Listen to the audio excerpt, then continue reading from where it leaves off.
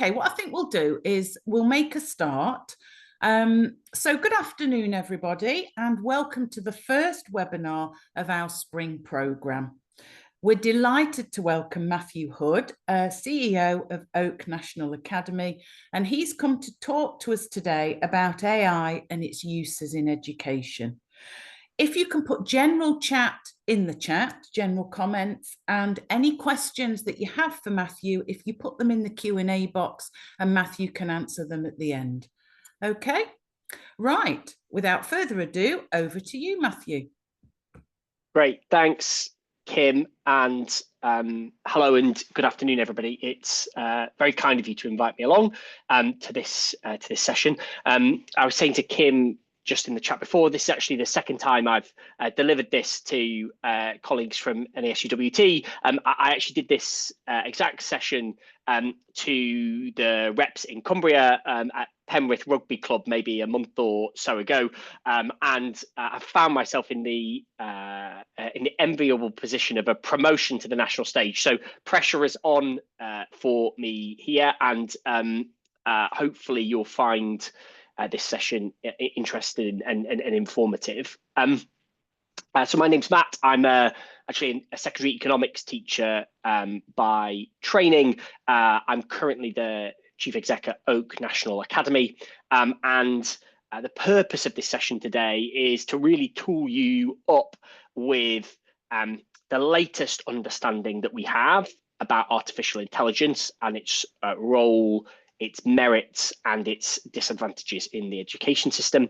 And then I'm going to show you a tool that we've built at Oak National Academy called AILA, which helps teachers to kind of make the most of that technology in a way that we think is both safe and sufficiently appropriate for use in a school classroom, both in relation to things like quality, but also in relation to keeping teachers in the driving seat of the day-to-day work that they do with pupils. So a little bit of presenting from me first to kind of set the scene, then some live demo of tool. I think all of you are teachers on the call. You will know live demoing anything with technology in a classroom is completely perilous. So all of your thoughts and prayers down the line to me whilst I do that would be very much appreciated. And then we've got plenty of time at the end for questions and answers. So let's share my screen. I think you should be able to see that now. Kim, you just jump off and tell me if that's not visible. That's fine. I can. That's good. Excellent. Perfect. So first thing, like any good teacher, I'm going to start off with some keywords. It's really important that we understand some of the terminology that I'm going to be using, and lots of this terminology is quite new, and you'll hear it banded around. And so it's important that we've got a good understanding of this tier 3, as we would call it, vocabulary that we're going to be using in this session today. So I want you to actually, before I jump into that, just imagine this next section that I'm going to explain to you is a sort of hierarchy. Think of a kind of Darwinian hierarchy of genus, species. I should know my Darwin better, but whatever that hierarchy is of a big category, a slightly smaller subcategory, a slightly smaller subcategory, a slightly smaller subcategory. We need to think about that concept when we're using these different important bits of terminology. And the first of those bits of terminology is just the term artificial intelligence generally. This is the big top category. It's the equivalent of mammals, right? And artificial intelligence, basically computer systems that can perform tasks that usually require human intelligence, including understanding language, recognizing patterns, solving problems, and even making decisions. And artificial intelligence as a concept, as a technical tool, has been around and in our society and systems for quite a long time. Like, it is not this is not the new bit. This is not the novel bit. Lots of things that you interact with day to day rely on some form of artificial intelligence, including things like face recognition when you unlock your phone. The next category down then, a subcategory of artificial intelligence, is more new and novel, and it's what we call generative artificial intelligence, generative AI. This is the type of artificial intelligence that can create new content, such as text or images or music or videos. It's the thing that burst onto the scene, 18 months or so ago, and it learns from patterns and data and then generates something new based on what it has learned. It's a statistical model. Basically, generative AI is predicting using statistics what the most likely answer is to the question, or the prompt we call it, that you give to the tool. So artificial intelligence, big category, generative AI, a type of artificial intelligence. And then within generative AI, this other term then emerges called a large language model, or an LLM. And this is a type of generative AI. So we're in the next category down in our Darwinian structure. And this is a type of AI that focuses on generating text, which then gives us at the very bottom ChatGPT, which is probably what you have heard of, you might have used. And ChatGPT is an example of a large language model, which is a type of generative AI, which is part of this family of artificial intelligence more generally. And the easiest way to think about it is like ChatGPT is to an LLM what Hoover is to a vacuum cleaner. It's like the most famous brand, and it's so famous that we've started to interchange those two words. Some people call it a Hoover, some people call it a vacuum cleaner. I think it depends on how posh you are. Those are our keywords. They're the really important concepts to remember. So AI, generative AI, which is the thing that is statistical and predictive, large language models, general, part of AI, predictive, specifically about text. Most famous of those, ChatGPT. Others are available. And you might have seen in the news over the past week, Chinese have released their version of a large language model, and it's caused some upset and wiped £500 million off a company's share price. So they are our keywords. Really important we know those keywords. We're going to keep using them throughout the session, like any good lesson. Before we jump into this specific part about artificial intelligence, I want to just like situate this artificial intelligence work as part of Oak's wider work. We've been working really closely with the NASUWT for about 5 years now, since the start of the pandemic, and we've been partners in this work of generating this offer that I'm about to talk about now. So Oak does a few things. First of all, we have full curriculum plans as models for every national curriculum subject from key stages 1 to 4. We then have all of the associated lesson resources, including slides, teacher guidance, videos, quizzes, and worksheets for those curriculum sequences. We continue to be the remote education backstop. We've been busy in the past couple of weeks in the event of disruption, helping pupils to keep learning when there's disruption in their school or context. We have about 50,000 pupils each week who are with us in some way, shape or form, doing some of their lessons with us. At the height of the pandemic, we had about 2.5 million pupils each week who were doing their lessons with us. And then most recently, we've added to our arsenal AILA, the AI lesson assistant. We should have picked a name where people can pronounce it better. We get AILA. We say AILA. It's a Scottish name, and this is our AI lesson planning assistant. And when it comes to resources, we split these into 2 batches, what we call cycle 1, maths, English, primary geography, history and science. We've got about 6,500 lessons and resources published on the platform for any teachers to use. And we're now kind of going through and iterating and improving those as we go. And then we're in the middle of our cycle 2 production, which is, I won't list them all, that other bank of subjects you can see there, and they'll be finished by the start of the next autumn term. That will give us about 13,000 teacher-made lesson plans, materials, resources, all of which are adaptable, editable, downloadable, free for teachers to use. The curriculum sequences on the platform look a bit like this. You can see year groups, you can see at the unit level, you can see at the lesson level, you can see different threads that run through those sequences. And then, as I said earlier, each of these lessons has a pupil-facing version with a teacher delivering the lesson asynchronously, so that, you know, if your pupils missed out on ordering sets of 3-digit numbers, you can send them off with homework with this lesson.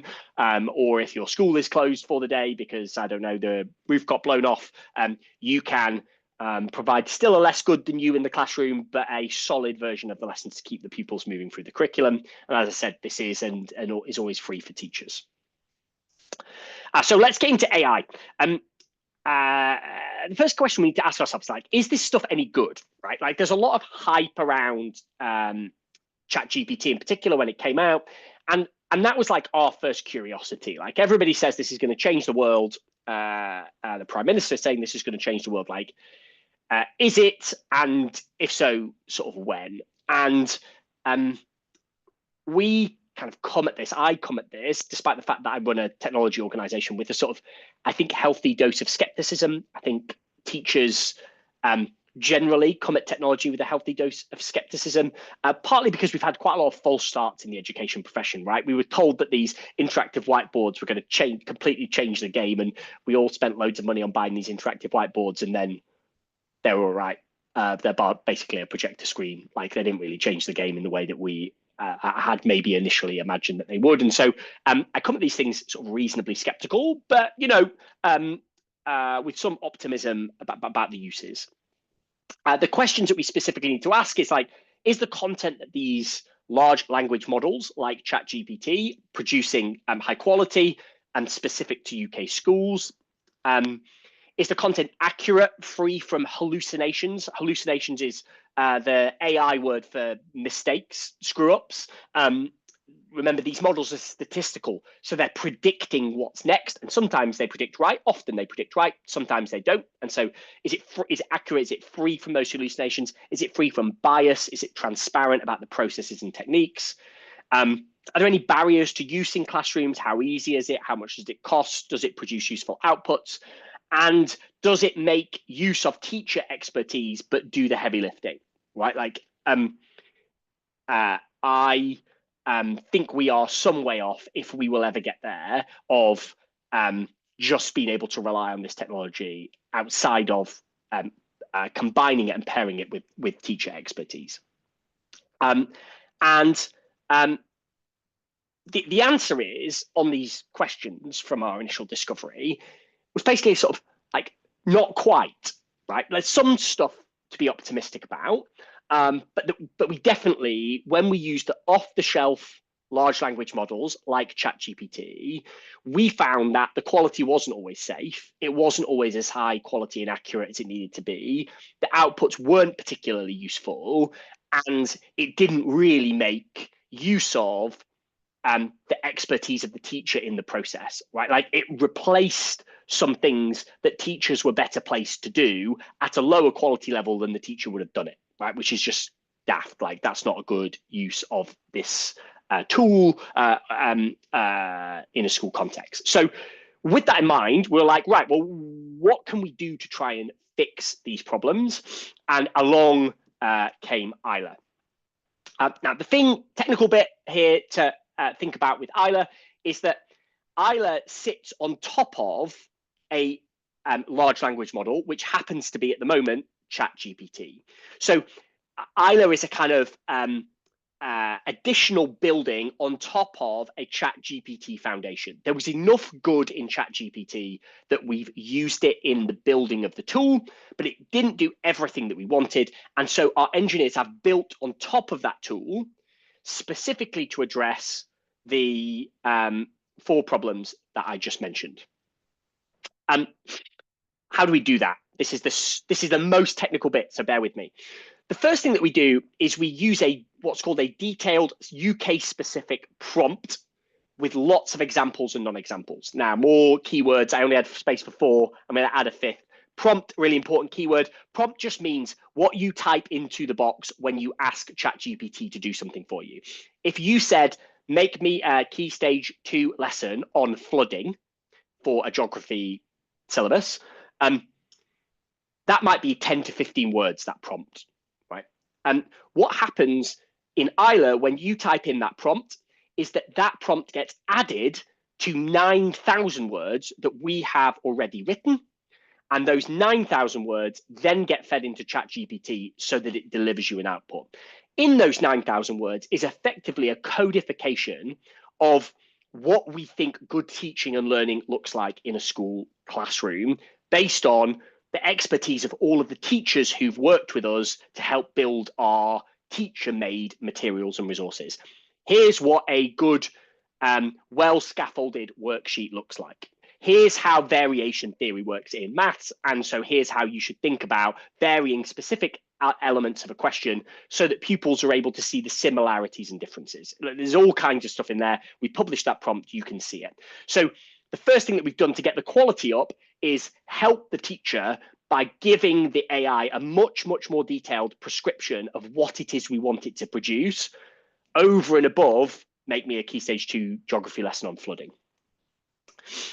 The second thing that we've done is use something called retrieval augmented generation and content anchoring. Now, the quality of the generative AI output, the quality of ChatGPT's output, is a function of the quality of the inputs that it has had access to, or the average quality of those inputs. The average quality that ChatGPT is drawing on is the average quality of what it's seen on the big World Wide Web and internet. And as we know, there's some good stuff on the internet and there's some absolute nonsense on the internet. And so the average is lower than is required to get high quality outputs.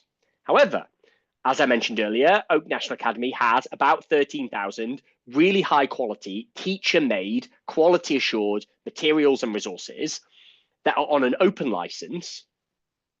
And so what AILA does, instead of drawing from the big World Wide Web, or instead of only drawing from the big World Wide Web, it prioritizes drawing from the existing bank of teacher-made materials and resources. And what that means is there's an average higher quality content going into AILA, which means that you get a higher average quality coming out of the other side.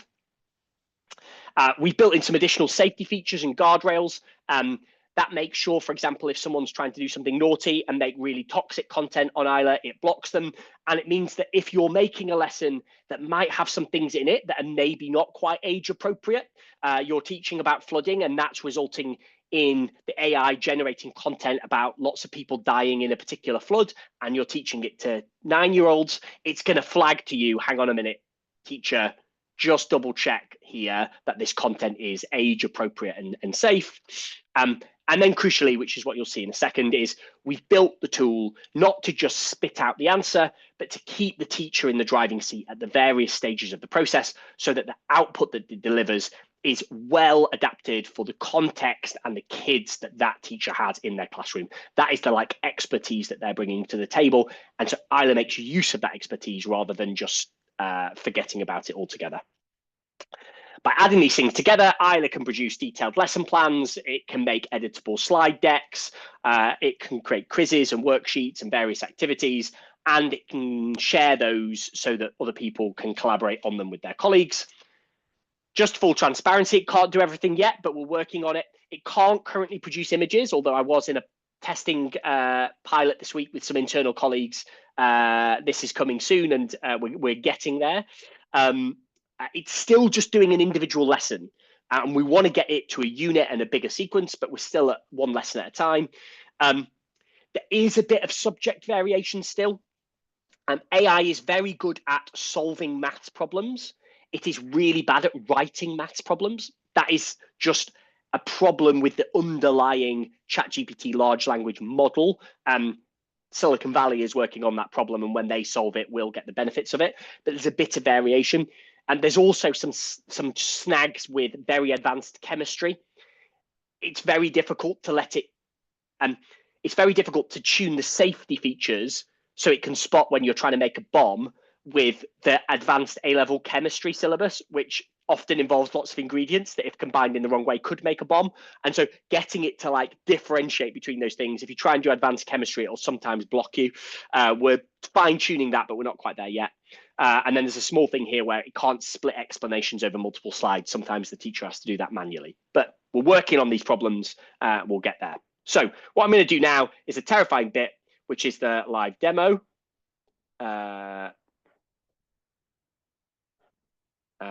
So let me just get myself logged in. So you'll be able to go to AILA after this webinar. You'll be able to make yourself an account. I'll make sure I share the link so you can get to it nice and easy.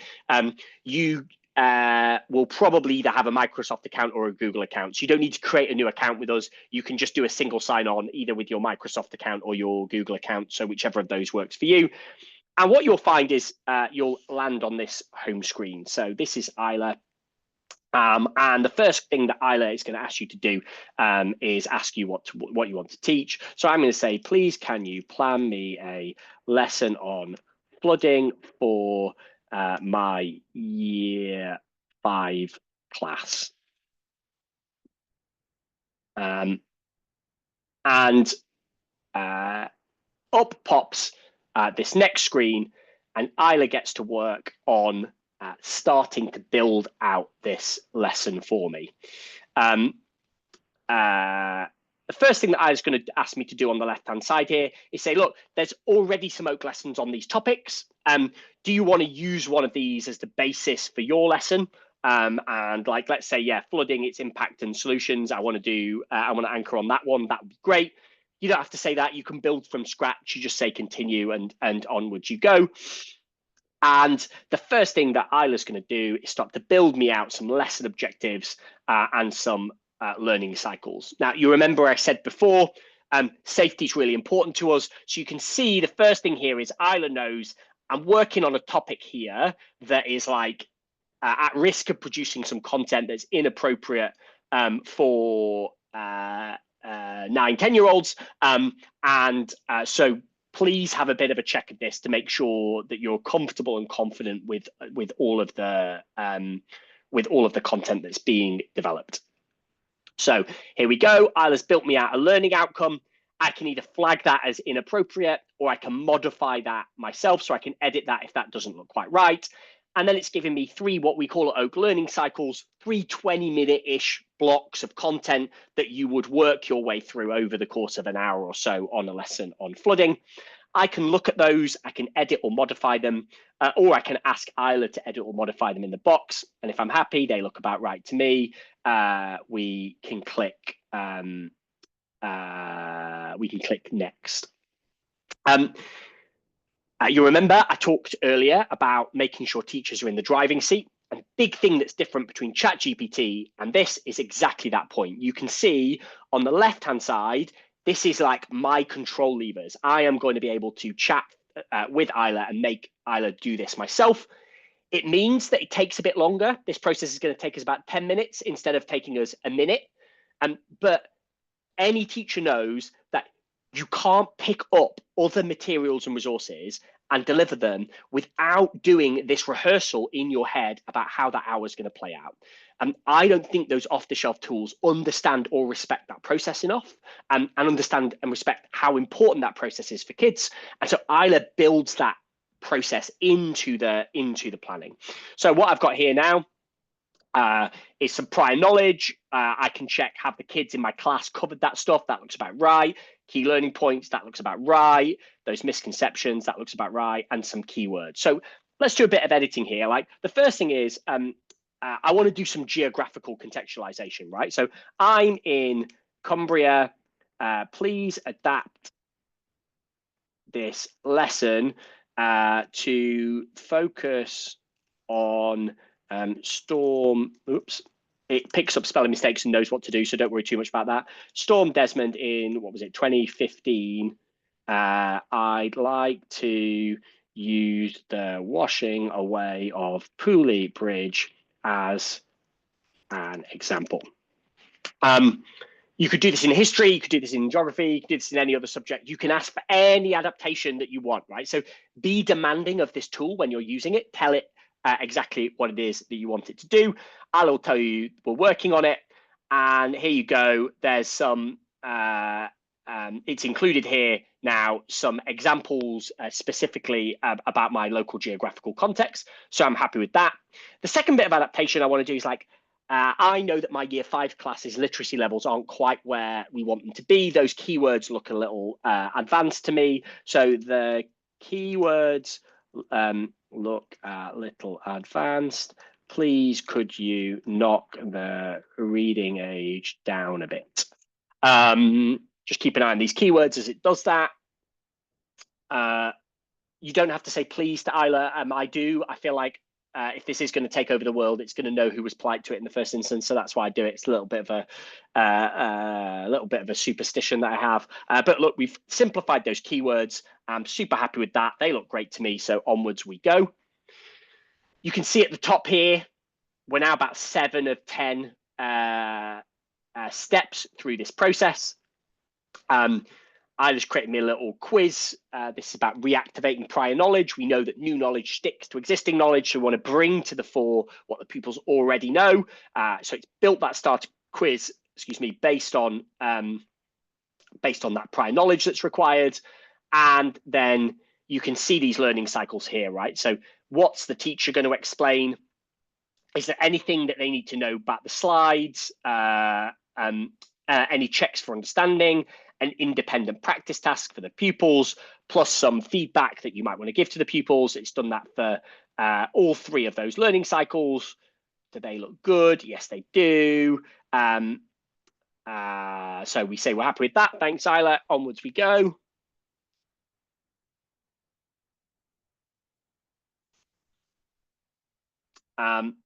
So this next bit now is going to ask me again if I want to do any more personalization. So I was always going to give you a kind of standard-ish pack of stuff. God, it's done this without me asking today. It changes all the time, this thing. It's incredible. But there might be additional materials that you want for your lesson, right? So my primary school is doing a big push on whole class reading, again, because we've got this literacy level problem. So we're doing more and more reading in there. So what AILA's produced here, and I could have asked for that, but for some reason it's inferred it, which is slightly scary. It's because I've asked it for it before, I think. It's given me a little narrative here, so I could print this narrative off. We could read that out as a class. There's some things here for explaining. Maybe I'm teaching this for the first time and I ask AILA to make me some notes as the teacher on the subject knowledge that I need to cover this content. The last time I did this, somebody said, could you ask it to, I don't want to deliver this in a classroom. I want to deliver this in a kind of forest school setting. Could you ask it to produce a lesson in that? We did that. It worked pretty well. So there we go. We've got some additional materials. Onwards we go. Sorry, folks, just excuse me very quickly 1 second. My dog walker is struggling.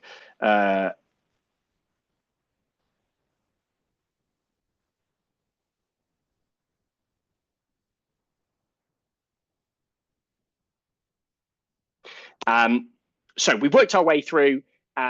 The next thing we can then do is one of 2 options. Either I can share these materials and resources directly with another teacher, so I'll send the link, or I can download them. We bring up with this screen. It's going to ask you for some feedback because we love feedback. You can download individual items from this, or you can download the whole lot. So let's download the whole lot and give this a second. This is the big reveal now. Here we go. Again, you can get it to email you if you want. It's generated of all of those materials. It will spit out a download.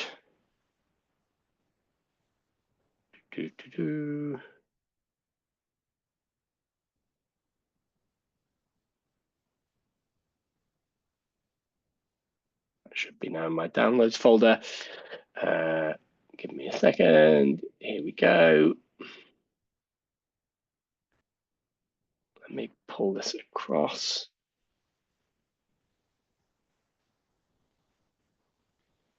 Kim, can I just check you can see the downloads? Yeah, yes, I can. Marvelous, good. So let's have a little walk through. So first thing that it's going to make for the teacher is an outline lesson plan.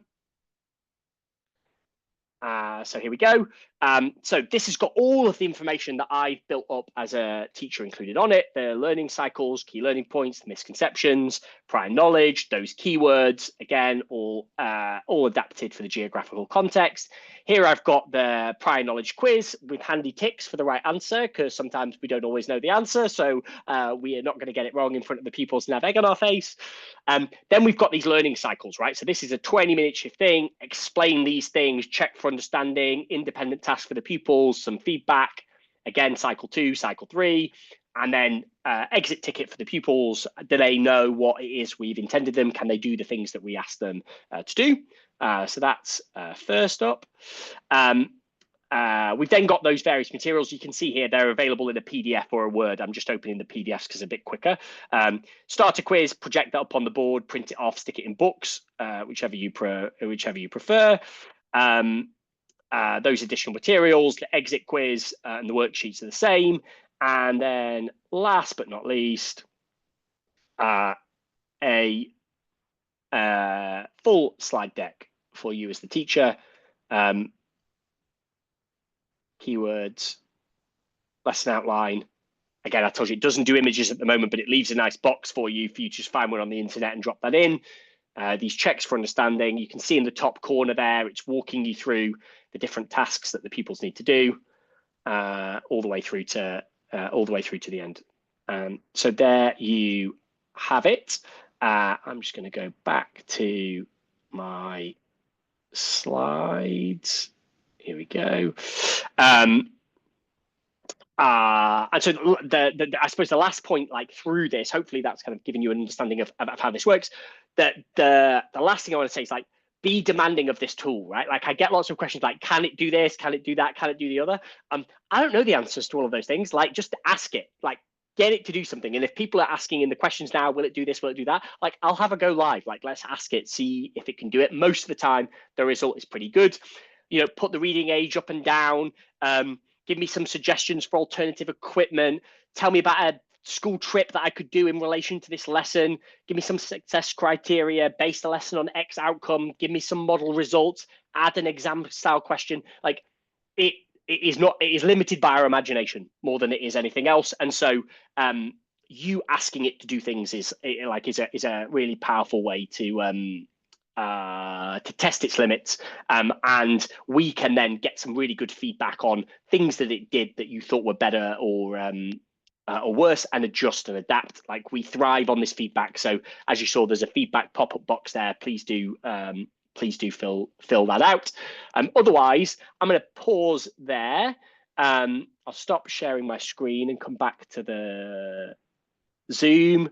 And I'm very happy to take any questions. Hopefully what you've got there is some really good understanding now of the hierarchy of AI language that people are going to use: artificial intelligence, generative AI, large language models, ChatGPT. We also added 2 cheeky extra ones: prompts, what you type into the box, and hallucinations. When it gets it wrong, it's made up some stuff. It's called a hallucination. So we've got 4 plus 2 I snuck into 6 really important keywords. You can now confidently talk about AI with other people. We are going to, as educators, be super skeptical of these off-the-shelf large language models use in our classrooms and schools. Why? Because off-the-shelf models are not currently safe enough. They don't produce content at a high enough quality bar, and they don't keep teachers in the driving seat of the planning process. And so they're not making use of their expertise. And it is the augmentation of the human and the AI that makes this tool powerful. Trying to replace one with the other is not going to work. It doesn't work. It demonstrably doesn't work. What does AILA do? I won't quiz you on that bit again, because that's the super technical bit, but we're doing something called prompt engineering. So we've got our 9,000 words that sits between you and the tool. We've got this retrieval augmented generation where we are focusing AILA on Oak's underlying lesson resources, not the madness of the World Wide Web. And then we've got these safety features and this chat feature, both of which keep us safe and keep teachers in the driving seat. You've seen what it can do. I think making all those materials would have taken me I'm pretty savvy. It would have probably taken me 45 minutes to pull all of those materials together. That took me 10. I don't really want it to go less than 10, because if it goes less than 10, I'm not doing the thinking of how this hour is going to play out in my classroom. And if I don't do that, we've all been there, right? We've all winged it once or twice. You get in and you're like 2 or 3 minutes into the lesson, you're like, like what's coming next, and you're trying to read your notes as you're trying to figure out what's coming. Like, we need to do that rehearsal. So let's like do that rehearsal. Let's spend the 10 minutes, but let's not make it 45 minutes per lesson. And we should be demanding of this tool. Whatever we can think of to ask it, we can ask it. By asking it, Oak's getting really good feedback and making that available. Final reminder, this is all free. It's all optional. It's all editable. It's all adaptable. We think our job is to give teachers their Sunday nights back. And so we try to make these tools so that you can have a lovely time on a Sunday afternoon. And this stuff is manageable within what we think is a reasonable working week for a teacher. I'll pause there. Kim, back to you to facilitate any of the Q&A. Happy to answer anything. Thank you so much for that. I've learned so much. That was absolutely brilliant. It did make me chuckle when you said be polite because you're securing your future. Yeah, I think so. If it's going to take over the nuclear warheads, I wanted to have me marked down as like always said please and thank you. Like yeah, well, absolutely. So you said something about the link. So are you able to share that in the chat or? Yeah, I can do that. I can do that right away now. It's super easy because it's easy to now. In fact, what I'll do is I'll show you how to navigate very briefly from our main website. Just give me 1 second. So all you need to do to find us is go to the national.academy. And this is our main website. I'm sure lots of you are familiar with it. Here you can, if you're looking for a curriculum plan, you can select a subject, primary computing. You can click view. Here you can see our primary computing curriculum, all broken down by unit and by year group. You can see, which of these threads are attached to which unit. So you can see how we revisit topics in the same thread over time. You can click through into a unit. This little pop-up comes up and it gives you a description of the unit and the lessons that are in the unit and again, which threads it comes to. You can also download that curriculum plan and you can see an explanation of it here, which basically sets out like, why did we make this the way that we've made it? We're trying to like lift the bonnet up basically and let you see the engine underneath. And that gives you all of that information. You can also see who our curriculum partner is. So remember, like Oak isn't making any of this stuff. All we're doing is drawing from the system expertise in particular subjects, packaging that in a way that's super easy for teachers to use, and then letting teachers get on with it. So you can see that as a curriculum sequence there. Teaching resources. You can search for the resources that you want, and then you can click through to an individual lesson. And here you can kind of inspect all of those elements of the lesson that you want. Of course, you can make this lesson in AILA if you wanted, or you could use this one that we made earlier. So here's the slides, all about the Industrial Revolution. Again, the learning points, the keywords, any content guidance, misconceptions. Here's a video of a teacher teaching it. These are really useful for new and early career teachers. If they are trying to explain a tricky concept for the first time, you can find the lesson and you can find a teacher doing that explanation. And it just gives them a bit of a starting point to be like, oh, that's how you get into explaining it. And you can see a transcript of the lesson here. All these lessons are accessible, which means that we get transcripts for them at the same time. And again, all the worksheets and materials are there. You can download and share those with teachers or pupils however you want. So that's basically like head of department doing curriculum planning, individual teacher finding lesson resources. The classroom I mentioned for the pupils is here, so they can find an individual lesson. The benefits of trees, lovely lesson, here we go. And the kids can work their way through this. Maybe the kid missed a class and they need to catch up. We get all kinds of use cases for this, right? Where they're being used in hospital schools. They're being used for kids with additional needs who are struggling to reintegrate into classrooms 5 hours a day. Maybe they do 1 hour a day in the classroom and then 4 Oak lessons and then 2 and 3 and then 3 and 2. So this is the same lesson taught by the teacher with all of those same materials and resources. And then last but not least, this is where you're going for AILA. So you want to go to AI experiments, create a lesson with AILA and get started. and you'll get this pop-up screen after you've done the login. So it's either, I'll copy this here, straight to it. Hang on. I'm going to have to, there we go, where's the chat? There it is. You can get AILA directly there, or you can get the Wider Oak materials and resources there. And remember, it's going to, on AILA, it's going to ask you to sign in. The reason it's going to ask you to do that is so we can monitor that safety point of who's trying to make things that they maybe shouldn't be making. But it's a single sign-on with your existing either Google-powered or Microsoft-powered account. Just about every teacher in the country has one or those two systems, so it should be quite straightforward. Right, that's fabulous. Thank you. I've made a note of that because I've got quite a few teachers in my family. I haven't been teaching for 10 years, but I've still got lots of family. So, right, okay, so Q&A. We've got a couple of questions from the same person. It says, can you generate an example lesson on how supermarkets can use loyalty cards information? And then it then says, or generate KIP sheets surrounding the topic. Liam, do you want to just say a bit about what a KIP sheet is? Sorry, I'm not sure. I'm not au fait with that that language. Could you get it to make you a lesson on how supermarkets use loyalty card information? Yeah, I'm sure you could. Let's key information point. Oh, key information point. Right. Okay. Let's reshare my screen again. Please again.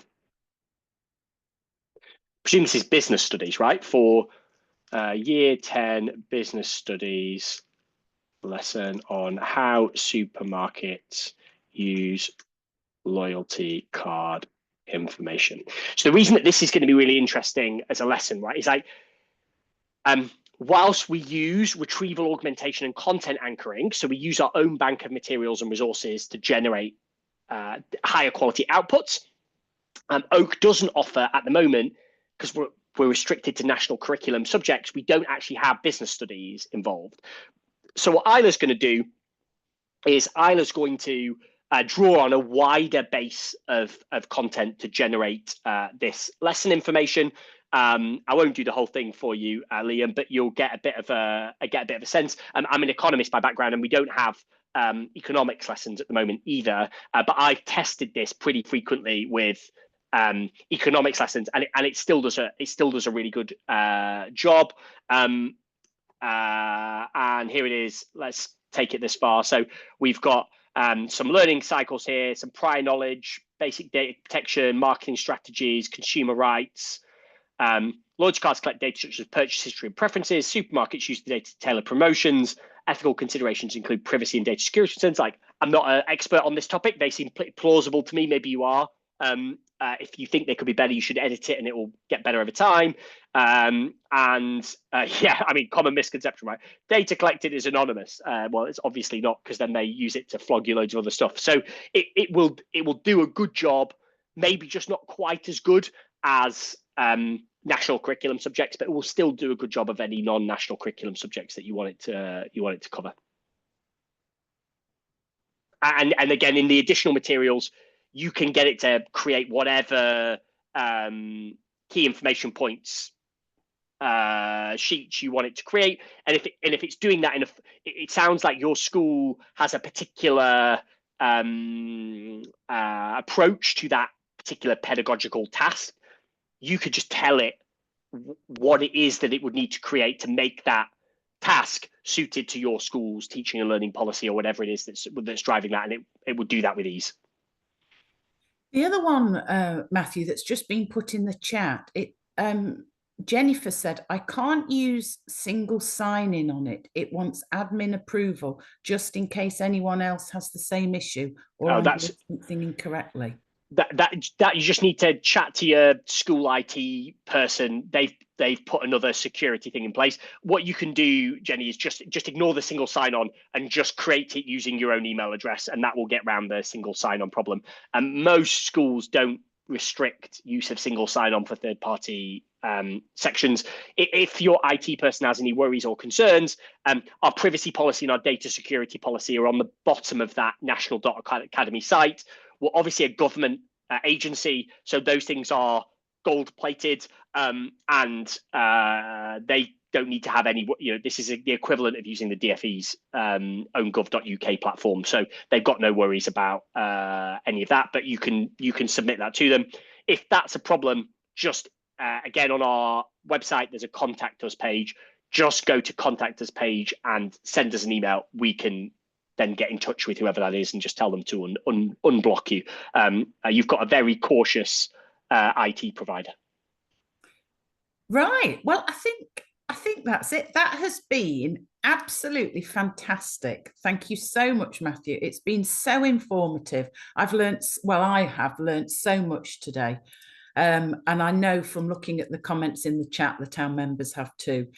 It's being recorded and it will be put on our platform. So any member, as long as they've logged into the website, will also be able to access this, which I think they will find very, very valuable.